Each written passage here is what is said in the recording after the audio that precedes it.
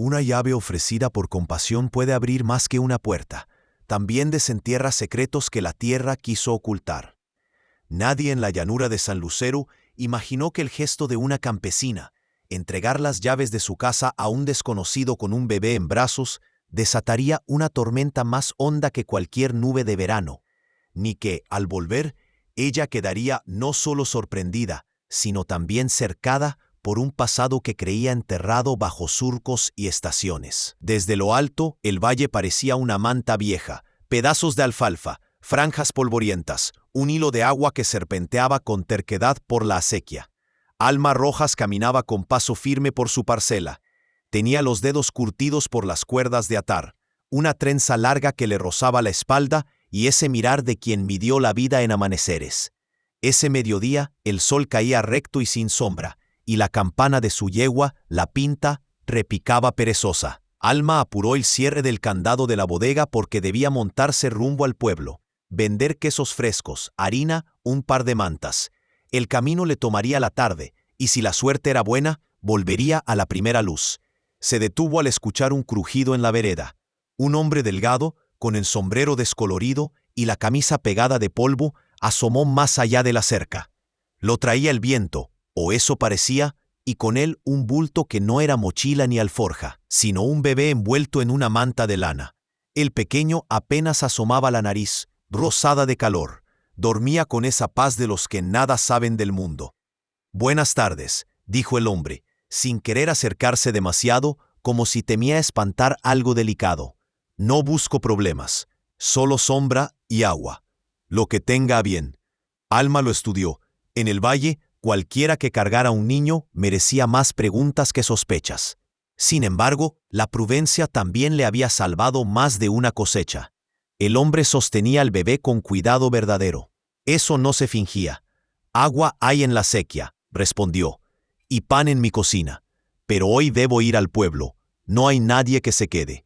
El hombre asintió, como si esa fuera la respuesta que temía. Miró alrededor.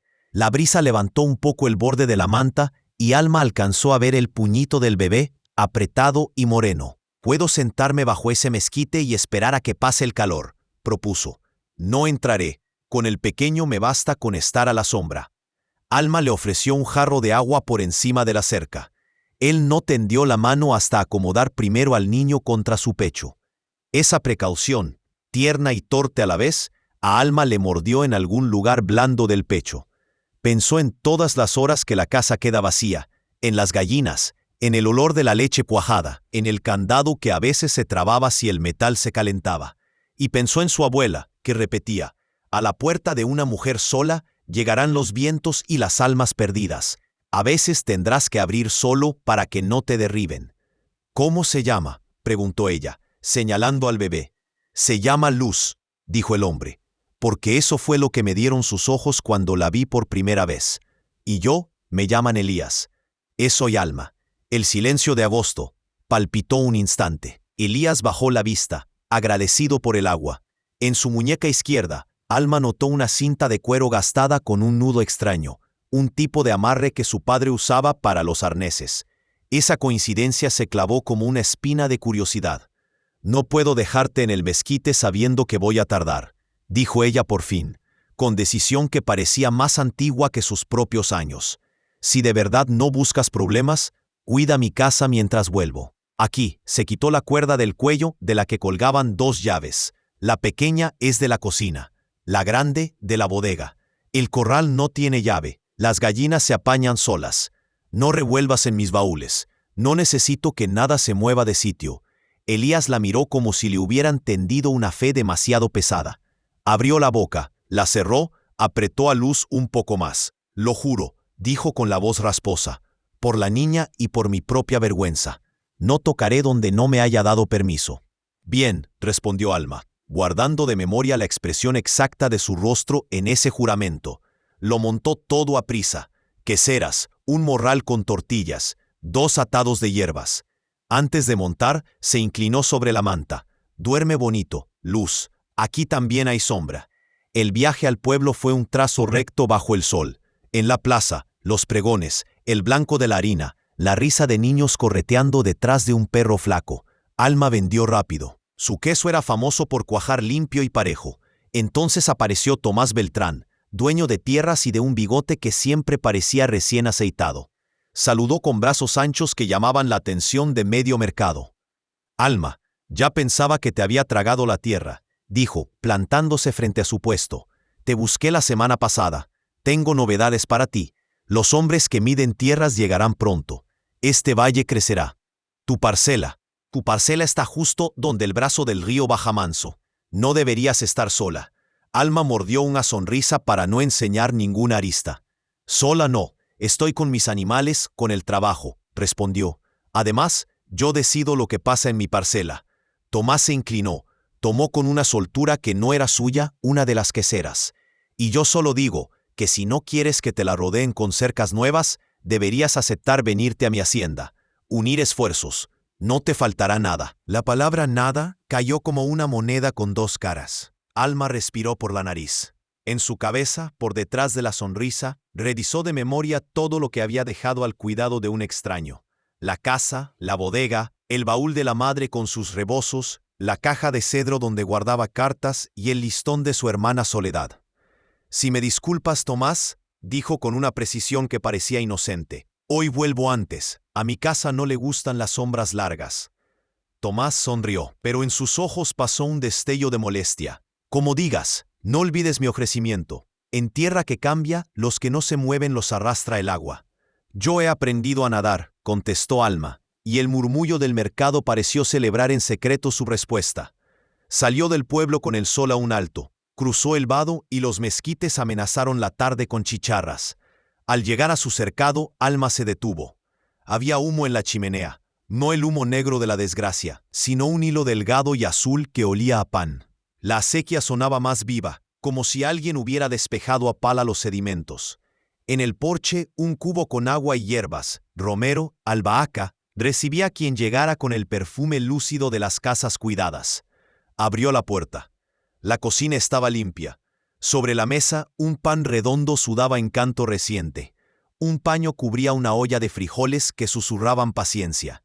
Alma avanzó con una sensación que no era del todo alivio.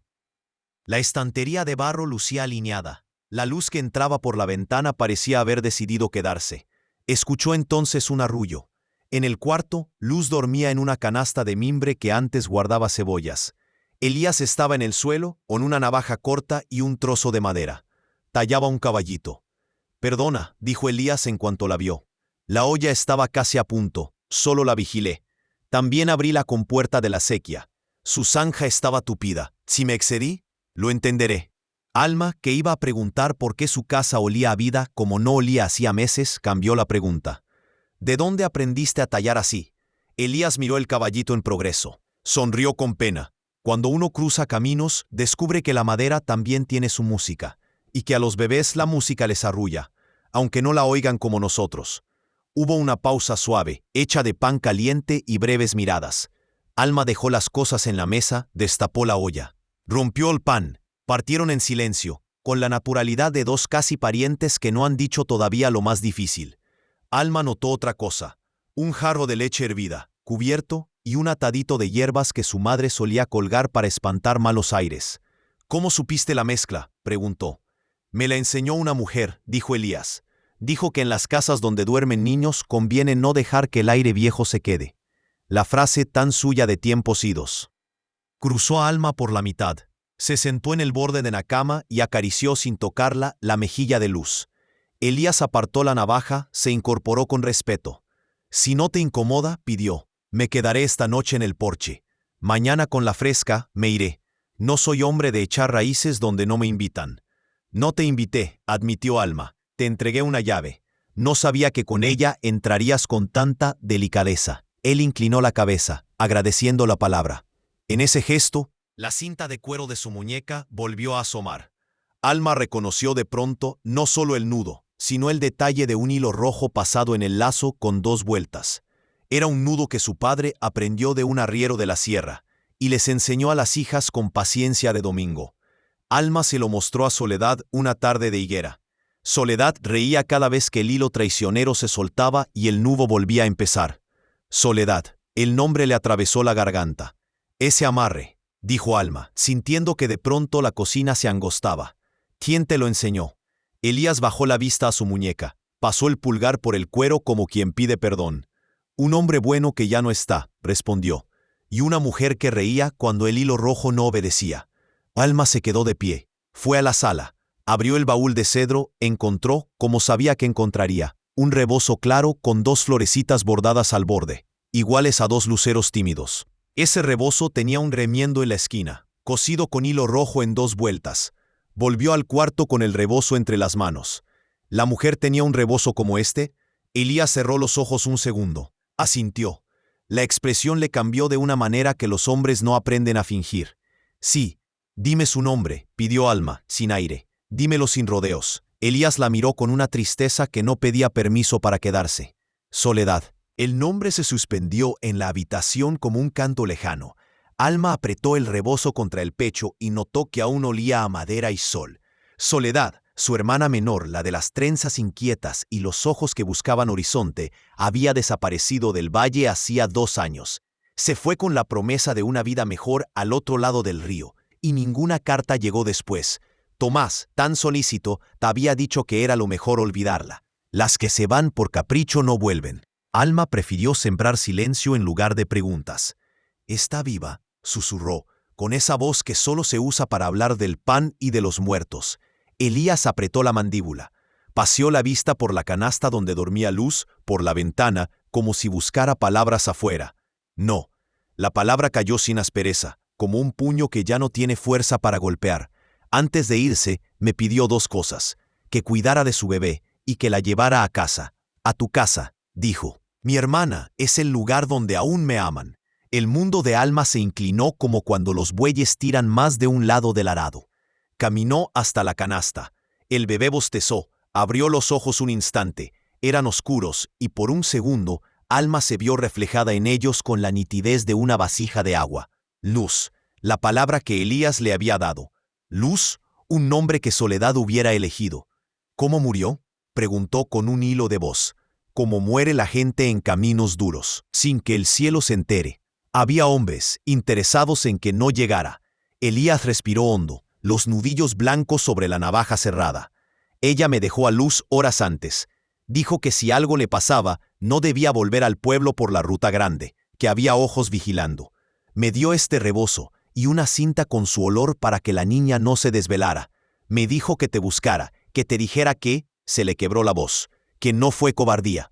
Fue amor por lo que venía en brazos». Fue entonces cuando Alma lo vio, no un mendigo, sino un hombre gastado por el camino y por la promesa que cargaba.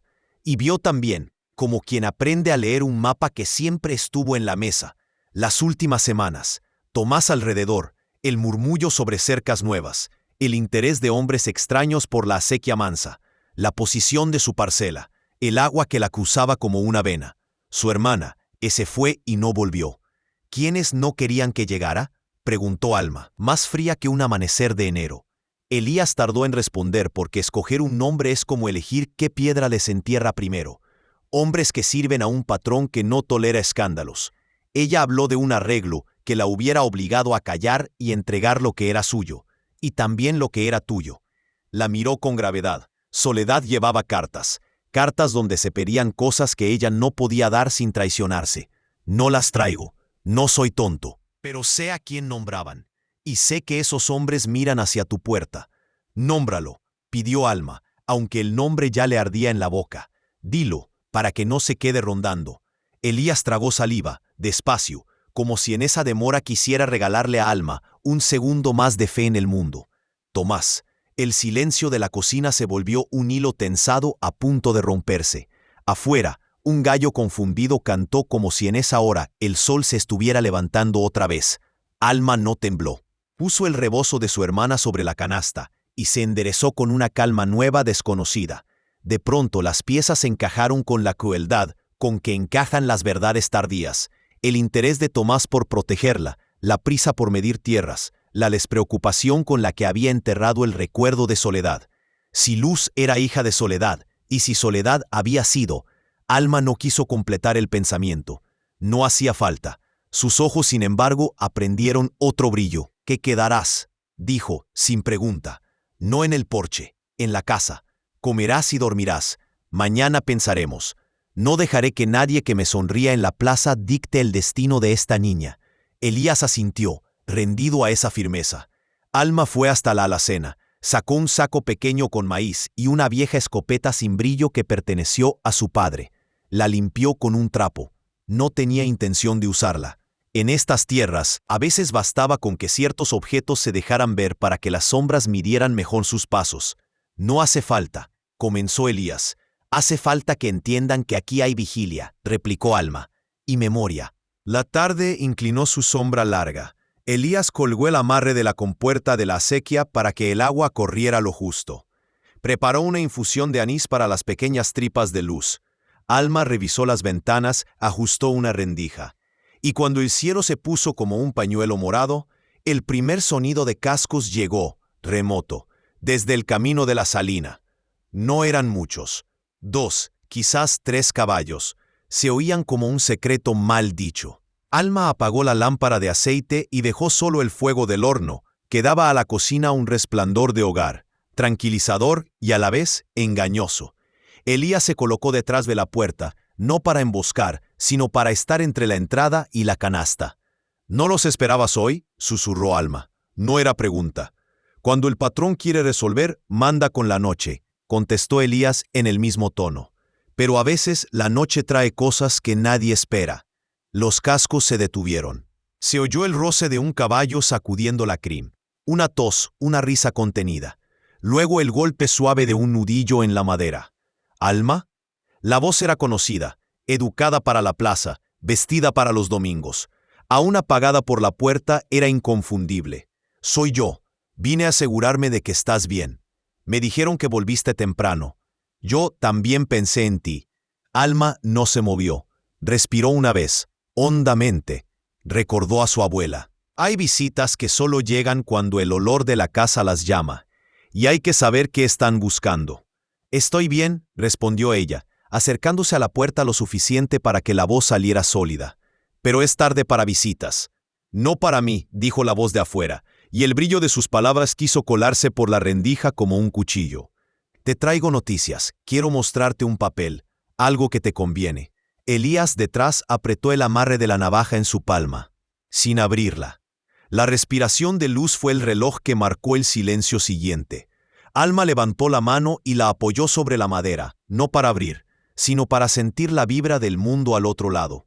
Y en ese gesto hubo una decisión que los años venideros llamarían por su nombre.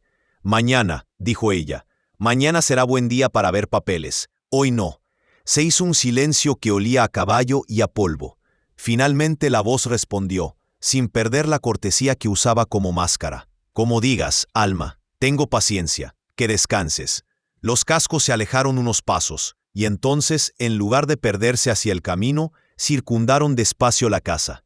Dar la vuelta a una casa de noche es como olfatear una puerta cerrada. Alma y Elías se miraron en la penumbra, midiendo si haría falta convertir la escopeta en palabra. Los cascos completaron el círculo y se detuvieron otra vez frente a la entrada. Cuidar una parcela sola es duro, dijo la voz por última vez, más baja, más cercana. A veces hay decisiones que otros pueden tomar por ti, para tu bien. El ruido de los caballos se alejó al fin. Los grillos reanudaron su concierto. Pero algo de la noche había cambiado de lugar, como esos muebles que amanecen torcidos sin que nadie recuerde haberlos movido. Elías soltó el aire.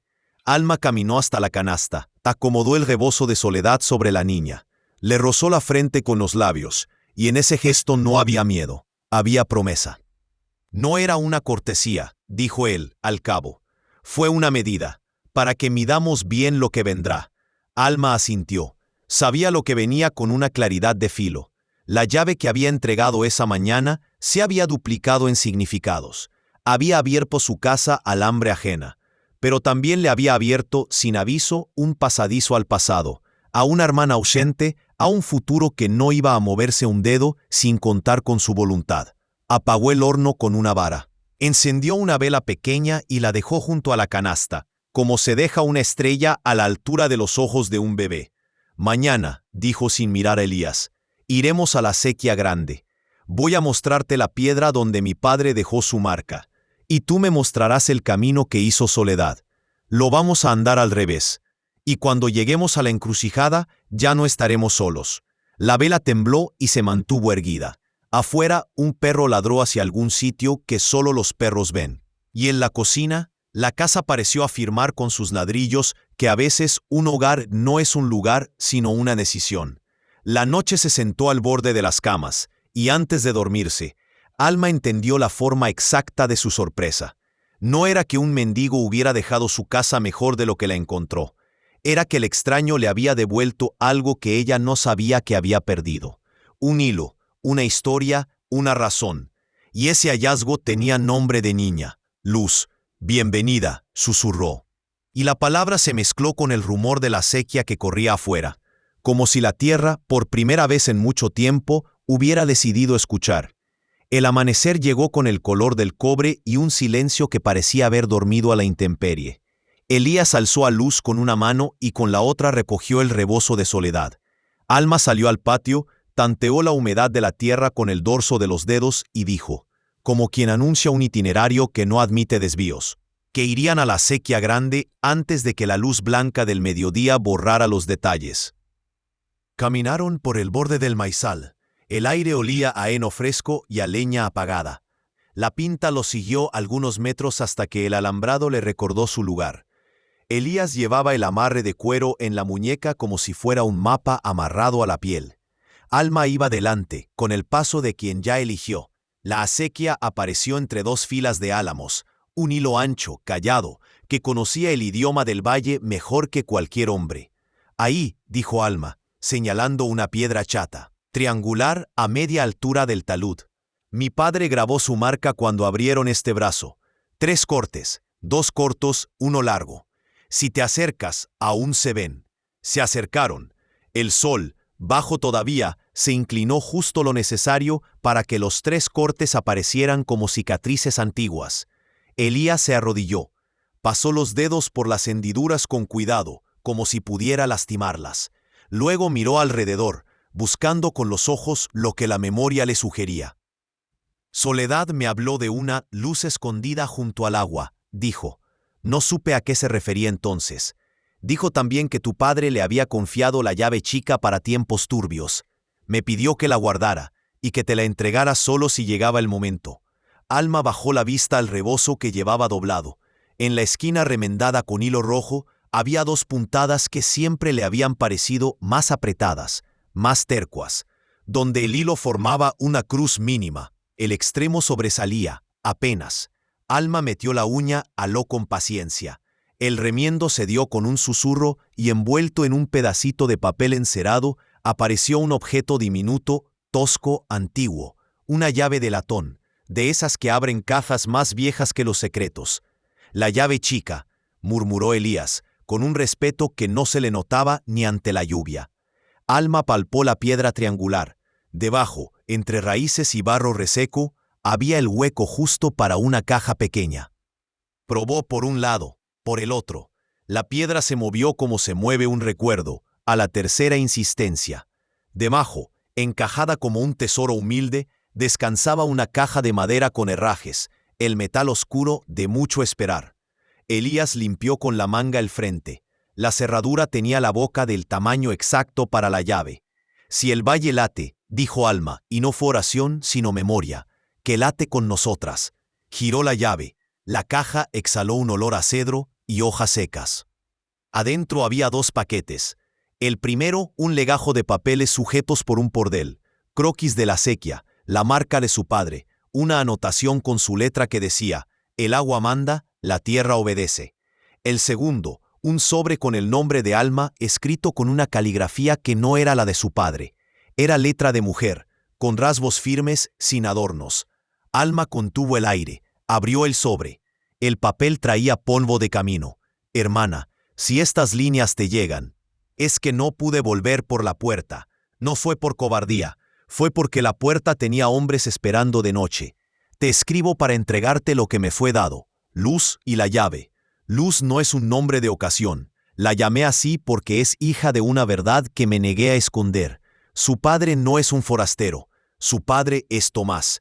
Me prometió amparo si yo callaba, y luego me exigió silencio para siempre.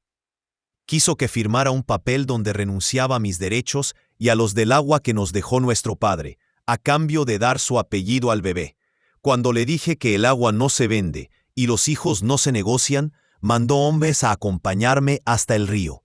Dejé a mi niña al cuidado de Elías, porque vi en él el bien cuando otros traían el mal envuelto en cortesías. No te pido venganza ni que recojas las piedras que me arrojaron en palabras. Te pido que mi hija crezca mirando la acequia y que sepa, cuando te pregunte, que su madre la amó más que a la vida. Tuya Soledad.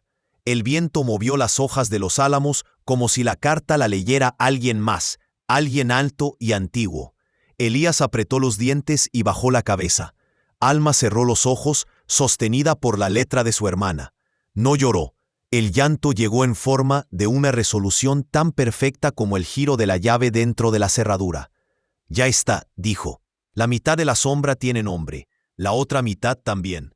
¿Qué vas a hacer?, preguntó Elías, aunque el contorno de la respuesta estaba en la postura de Alma.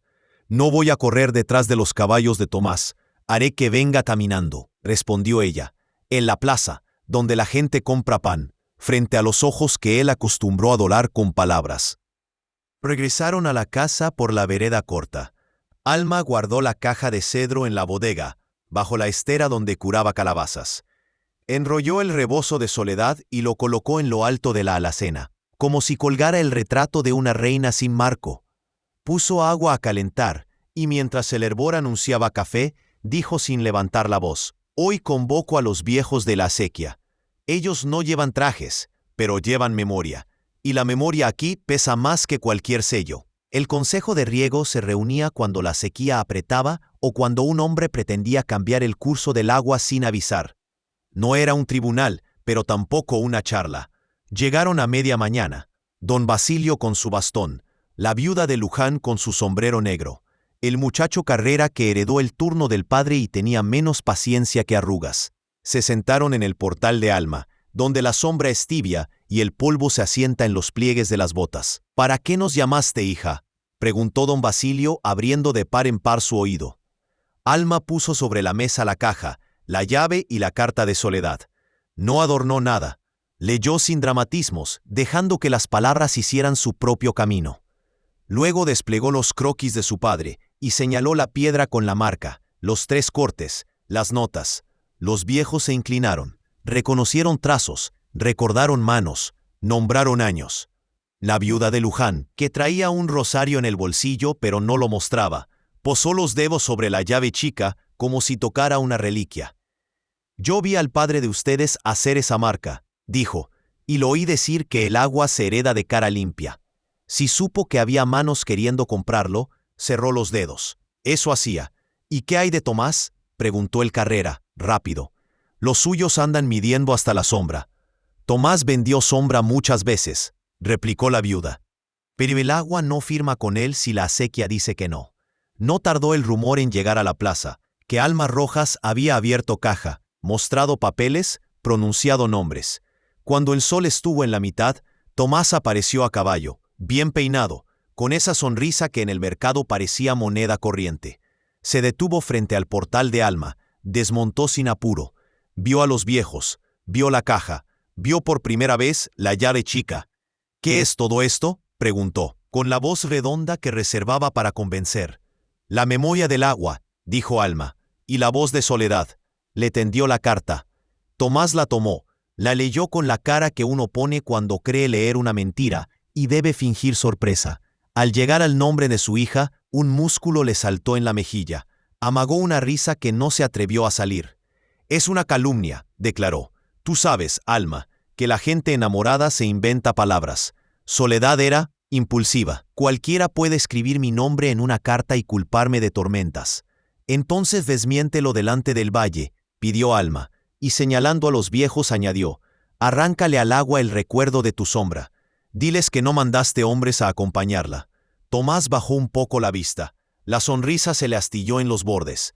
Dio un paso hacia la caja, como si acercarse a la madera le permitiera cambiar la historia del cedro. Elías, que sostenía a Luz en brazos, no se movió, pero el aire alrededor suyo se volvió más denso. No estoy aquí para teatros, dijo Tomás, cansado de máscaras. Vine a decirte, Alma, que los de medir tierras llegarán pasado mañana.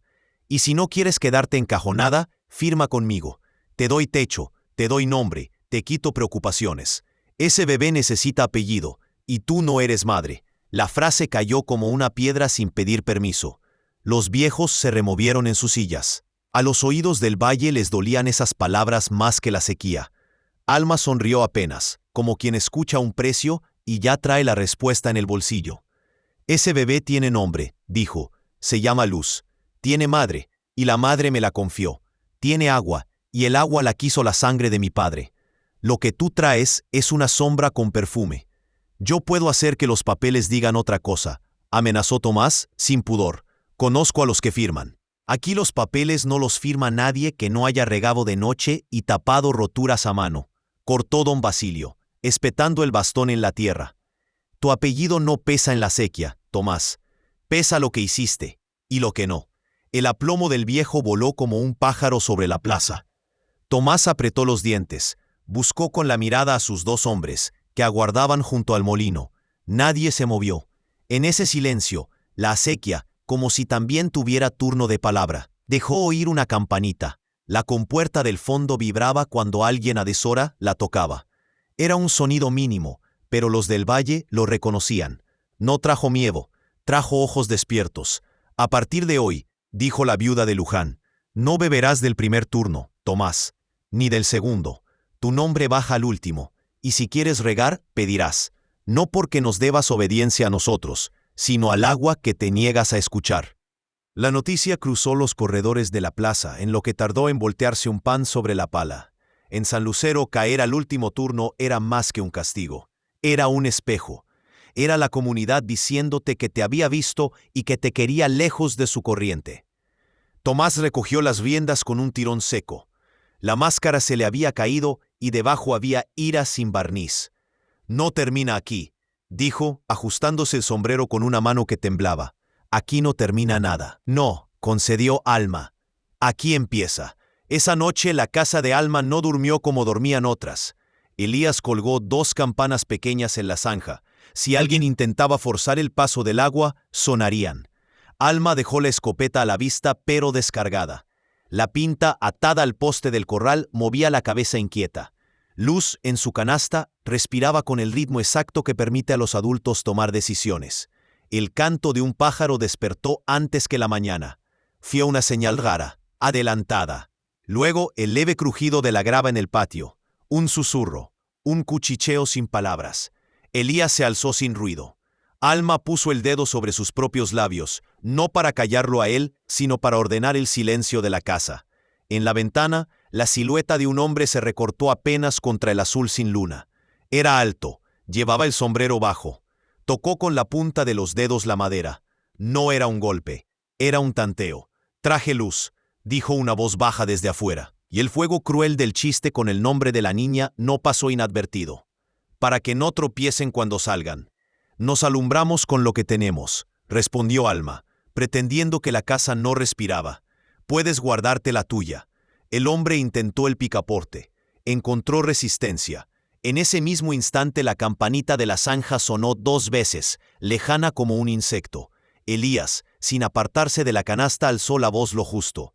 No traigas agua robada a esta puerta. Se te devolverá en la cara. Hubo un murmullo, pasos hacia atrás, el roce de cuero. Luego, un susurro apurado de órdenes. Los cascos saltaron la cuneta. La noche se quedó sola con su vergüenza, y la campanita cesó.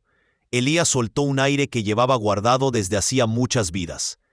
Van a intentar otra cosa, dijo Alma. Es lo que hace la gente que no sabe perder.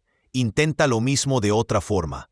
A la mañana, el valle olía a polvo removido. 2 cercas en la zona de Loma Clara amanecieron abiertas. Un hilo de agua había sido desviado hacia un potrero de Tomás.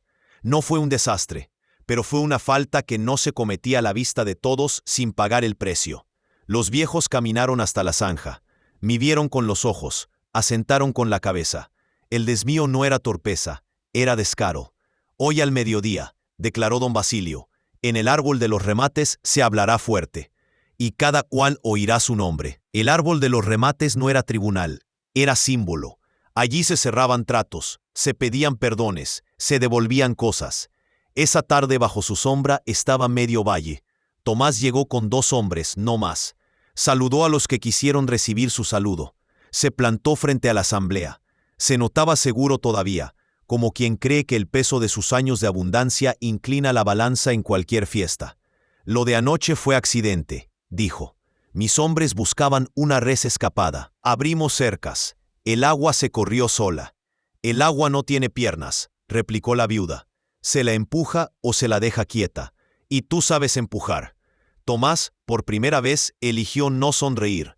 Miró a Alma con algo que era una súplica mal aprendida. Yo quise arreglar contigo, dijo, a solas, de buena manera. Te ofrecí nombre y casa. No merezco este espectáculo. No lo mereces, concedió Alma. Mereces que te quedes sin el agua primera hasta que aprendas que no hay nombre que se imponga a una madre ni a una niña. Soledad te dijo no y tú no supiste oírlo. Ahora te lo repite el valle. Tomás abrió la boca para decir algo más. No lo hizo. Fue el silencio de los demás lo que le cerró los labios. Ese silencio pesado, unido, que a los hombres de feria les cuesta soportar más que cualquier grito. Uno de sus propios peones, un tal Goro que tenía más cicatrices que dientes, bajó la vista y dio 2 pasos atrás, como quien decide bajar de un carruaje en marcha. El joven Carrera, impulsivo, levantó la voz.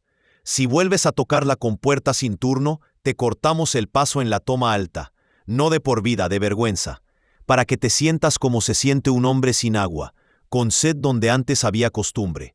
La palabra vergüenza no sonó a insulto, sino a veredicto antiguo. Tomás apretó el sombrero con los dedos hasta deformarlo un poco. Era un gesto pequeño, pero en él se notó el peso que empezaba a caerle encima. No respondió. Dio media vuelta. El polvo que levantaron sus botas no alcanzó a tapar el murmullo. Nadie lo condenaba ante un juez. Lo condenaba el panadero que no le fiaría.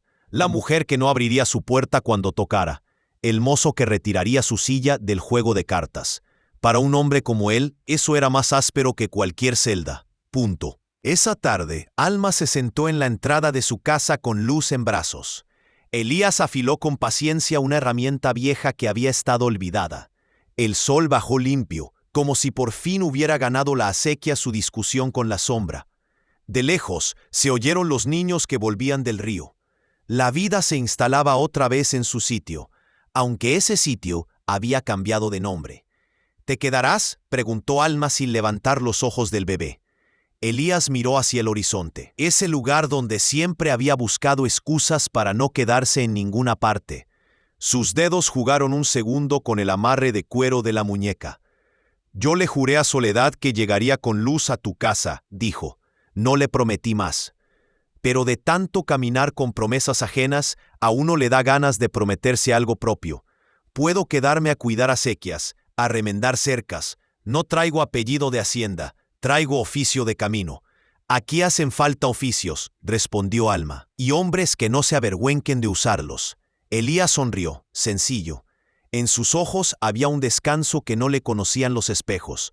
Luz se llevó a la boca el borde del rebozo de su madre y lo chupó como si bebiera historia. Alma, con una ternura que no sabía que todavía le cabía, le apartó el tejido con la yema del dedo. Luego miró hacia la piedra con 3 marcas, allá donde la acequia doblaba la esquina como una serpiente mansa. No sé qué nombre llevará mañana esta casa, dijo. Si el mío, si el de una familia nueva, si el de una niña que aprenderá a caminar detrás de gallinas. Pero sé qué llave la abre, la llave chica, la de confiar sin venderse. A los pocos días, los hombres de medir tierras llegaron al valle con sus cadenas y sus papeles. Fueron primero a la casa de Tomás. Encontraron la puerta abierta, pero no la bienvenida. Luego pasaron por la parcela de Alma. Tomaron medidas, dibujaron líneas. La viuda de Luján, don Basilio y el joven Carrera les indicaron con una mezcla de cortesía y firmeza dónde empezar y dónde terminar. Cuando uno de ellos preguntó, como preguntan los que no conocen el idioma del lugar, por las escrituras y los sellos, don Basilio señaló la acequia y dijo, ahí está el sello, 3 marcas, 2 cortas, una larga. Si el papel quiere entender, que entienda. El dibujo quedó hecho, nadie lo impugnó, no hizo falta. En San Lucero, La tinta más vieja es la que corre bajo los álamos. Tomás, reducido a la mitad de su sombra, pasó mañanas enteras intentando que los compradores vinieran a su mesa. Nadie llegó. Si saludaba, le devolvían el saludo. Si pedía, le daban lo justo. Si exigía, encontraba la pared lisa de la indiferencia. Eso en tierras como esas es castigo y lección. Un domingo, Alma ató a la pinta y fue a la acequia con Luz y con Elías. Llevaban una cesta con pan y una jarra de atole. Se sentaron junto a la piedra de las 3 marcas. El agua murmuraba como un abuelo que cuenta la misma historia por el gusto de escucharla. Luz pateó el aire. El sol le encendió una hebra de cabello. «Mírala», dijo Elías, y en su voz había algo que no era orgullo ni tristeza, sino una mezcla nueva. «Cuando crezca, le contaremos que aquí se guardó un secreto y que lo abrimos sin romper nada. Le contaremos que una llave abre puertas», añadió Alma, «pero que la que vale es la llave que abre la gente». El viento movió el rebozo de Soledad, colgado ese día en la rama baja de un álamo como si visitara el río. Alma, con movimientos lentos, dobló el tejido y lo acomodó en la cesta. No era un altar, era un uso. Y en los usos, el valle conoce sus oraciones. Al caer la tarde, pasaron 2 niños corriendo con un perro detrás. Saludaron con una mano en alto. «Buenas», dijo uno. «Buenas», devolvió Alma. El perro se detuvo olfateando el borde de la zanja, feliz y libre. Elías se levantó para revisar la compuerta. Ajustó el amarre, el mismo nudo con hilo rojo que un día enseñó un padre paciente. Y cuando lo apretó, sintió, como raras veces se siente, que el mundo encajaba. Esa noche, Alma colocó la llave chica en un clavo sobre la puerta, a la vista, sin arrogancia. Quien entrara sabría que esa casa había abierto sus secretos y que había elegido cómo cerrarlos. Se acostó con Luz al lado, escuchando el rumor de la acequia que ya formaba parte de los latidos. Elías, en el cuarto contiguo, sonrió a oscuras. No recordaba la última vez que una casa lo había dejado dormir de un tirón. Antes de quedarse dormida, Alma pensó en su hermana, en la risa que se atoraba en las puntadas rebeldes, en la carta escrita a la carrera, en la niña que crecía a su lado con un nombre que ahora iluminaba más de lo que pesaba. Pensó también en Tomás, en su figura haciéndose chiquita entre los corredores de la plaza, y no le deseó mala suerte ni consuelo, le deseó aprendizaje. A veces, en estos valles, esa es la única justicia que deja a todos con las manos abiertas. La lámpara de aceite quedó encendida con una llama mínima. Afuera, el cielo, sin nubes, guardó la escena con su inmensa indiferencia.